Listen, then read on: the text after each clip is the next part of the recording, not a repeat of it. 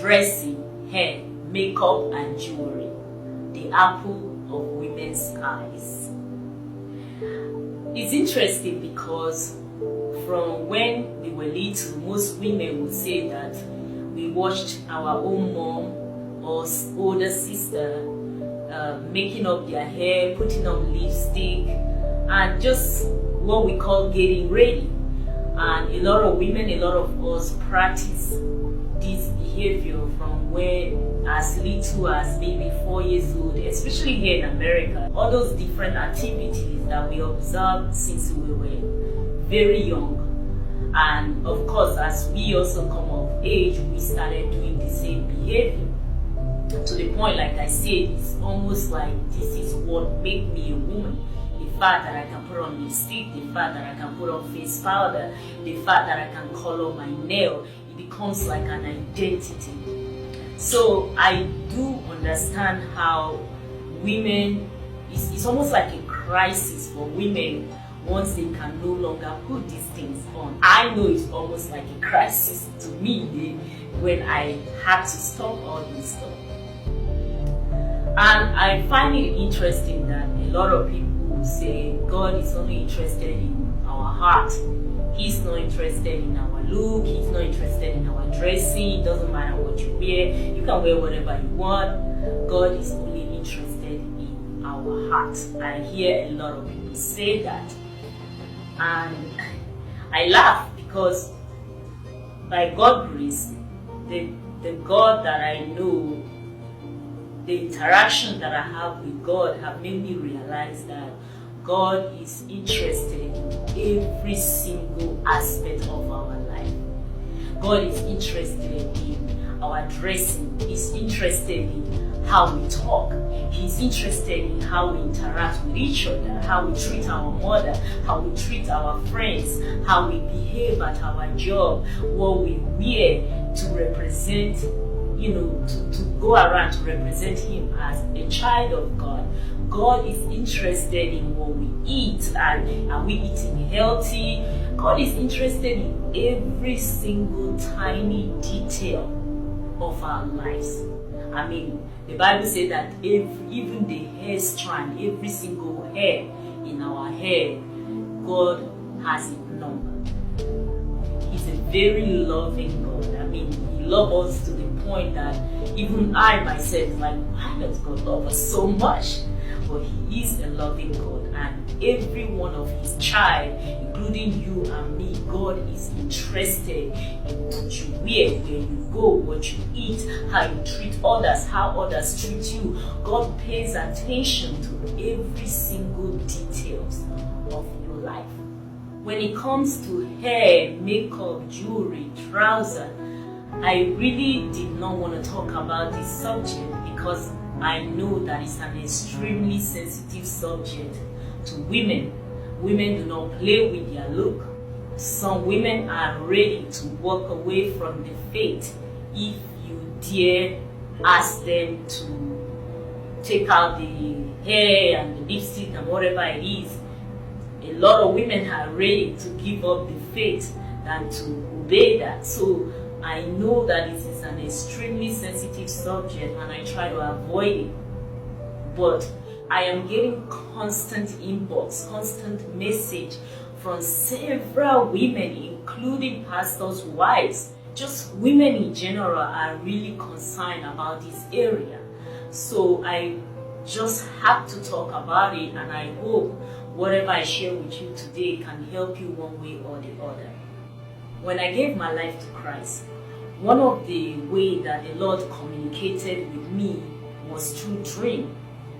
I will be sleeping, and right before I wake up, a Bible passage will flash in my eyes. And I'll take note of the Bible passage, wake up, write it down, and then read it and try to understand what the Lord was trying to tell me. So during the same time period, I was sleeping one day. I noticed that through the dream, I was being shown different dressing, especially jeans that I had. Short jeans, and the kind of short jeans that were so tight, they were so short, and even my normal jeans pants. were being shown to me through dream. When I woke up, I would communicate with my sister who's been born again way longer than me. So I communicated my dream to her that, hey, I'm being shown clothes. It's almost like being told to throw some of my jeans away. Of course, my sister quickly agreed with me because she hated my clothing. She's like, yes, your clothes are too tight, they are too short.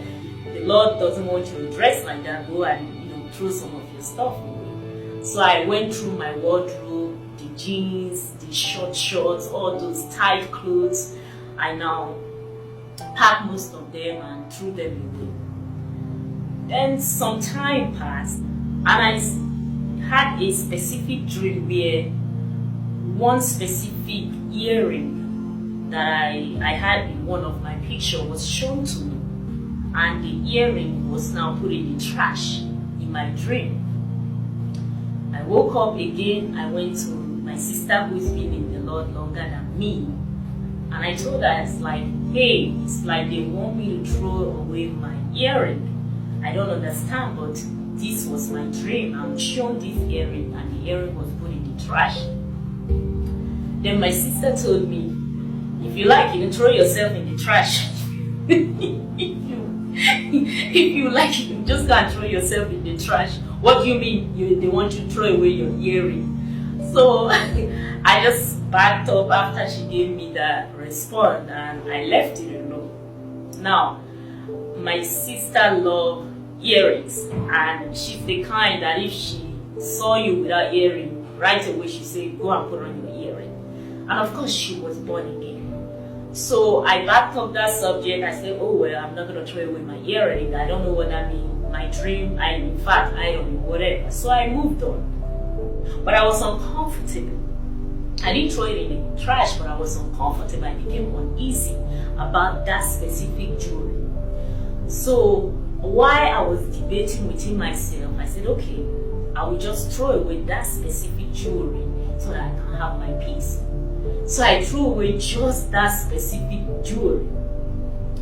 Around the same week, my sister started getting messages from her friend telling her to get rid of her jewelry.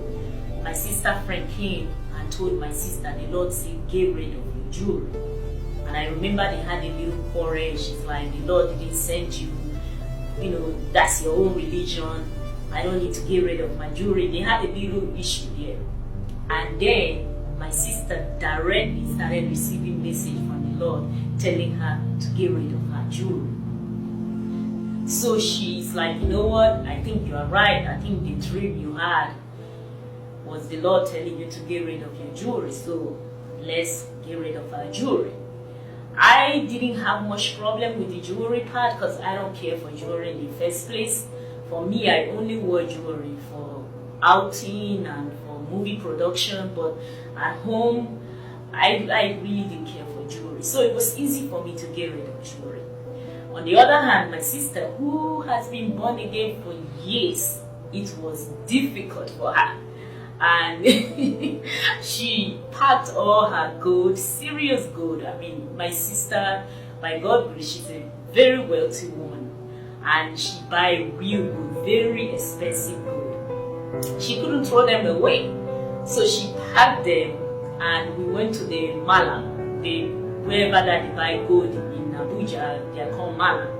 Then she went to them and they gave them the gold and they gave her a whole lot of cash for the gold, and we went back home. So that's how the jewelry transition to not wearing any jewelry took place in my life. I continued working with the Lord by God's grace.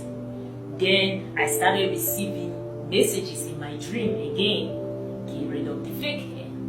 Different way. Funny dream about hair.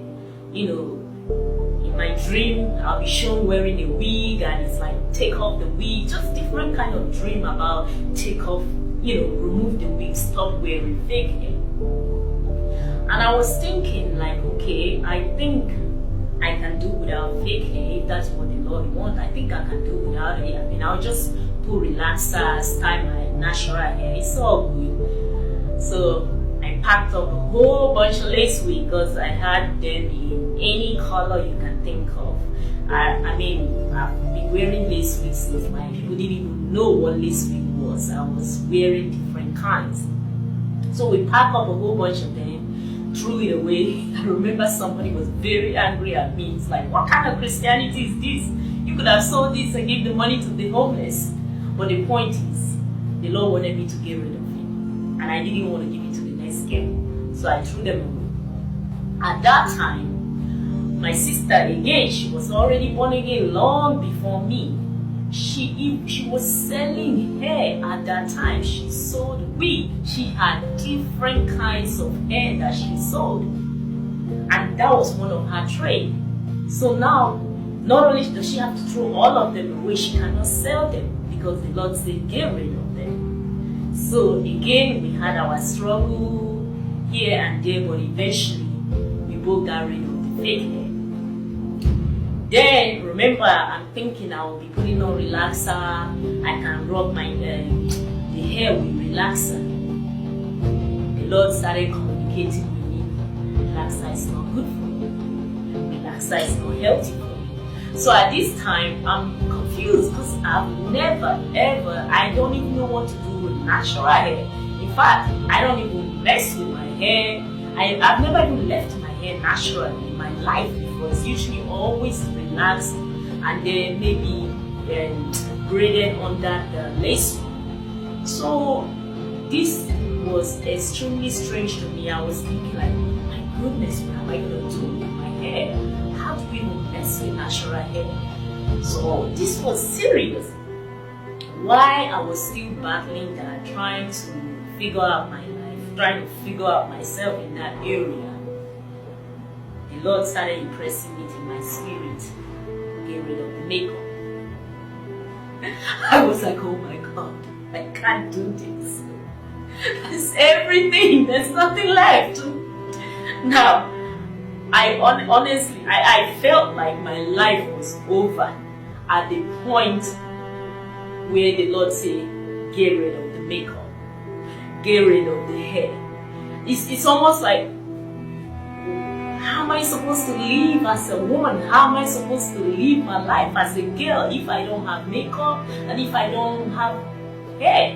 I mean, the jewelry, you can still be quote unquote pretty without jewelry, but how do you look cute without makeup and without hair? How do you know? So anyway, this was a huge problem for me. I cannot tell you how many times I bought the face powder, the Spirit of the Lord will start impressing it in my heart. Get rid of it. Get rid of it. And I will try to wrestle and I will try to strive and I will try to, behave as if I ignore the Spirit, the get rid of it will go away, and it doesn't. And I get more and more miserable until I get rid of the powder and then there's peace. I just had a very hard time getting rid of makeup. I will buy it. The Spirit of the Lord will minister to me through dreams, through just constant uncomfortableness. Telling me you're not supposed to wear that, throw that away, you're not supposed to have that. And I will try to hold on to it until I become completely miserable. And then I'll throw it away. And then a month will pass. And then I'll go and buy a face powder, and the cycle will begin. The Lord will begin to talk to me through dreams, show me different ways. I mean, so many ways the Lord has showed me. Say, get rid of this thing. The journey of makeup started at first. The Lord showing me the eye pencil, and I struggled. Eventually, I got rid of the eye pencil. Then I'm like, okay, as long as I wear very light makeup, as long as it's limited, I should be fine. As long as I don't overdo it, the struggle continued. The Lord spoke to me several ways. Sometimes He ministered to my heart. I remember there was a time I was in front of the mirror and I was scratching my head and I was thinking to myself like, well, what's wrong with makeup? It's not a sin. I'm not committing any sin. It's just makeup. And I have all these thoughts going through my head and I'm standing in front of the mirror. And And the Lord dropped it in my spirit. And He said, it's deception. And I was like, wow, okay. I continue to wear makeup. I will throw it away, I will buy it again. I will throw it away. I mean, I wasted so much money in this area. As I will buy something today, within the next 3 days, I'll throw it away because I became so miserable. Or the dream will come in such a very, I will have like dreams that afflict me, that deal with me, and I will have to throw it away.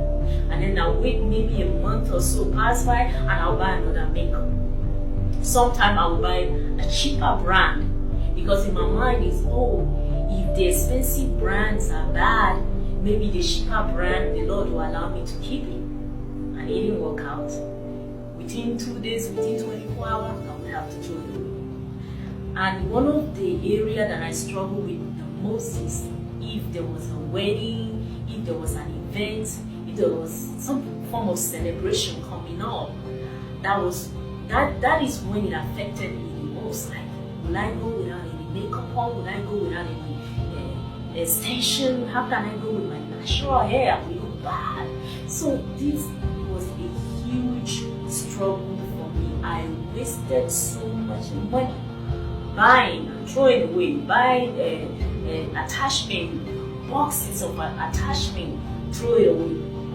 Buy face powder today, 2 days, throw it away. Buy it in the morning, by night, throw it away. Just buy it by midnight, throw it away. And this has been such a battle in my life. In my mind, I was saying, but I'm not wearing as much makeup as I used to. I just want a little bit of makeup to cover up my blemish.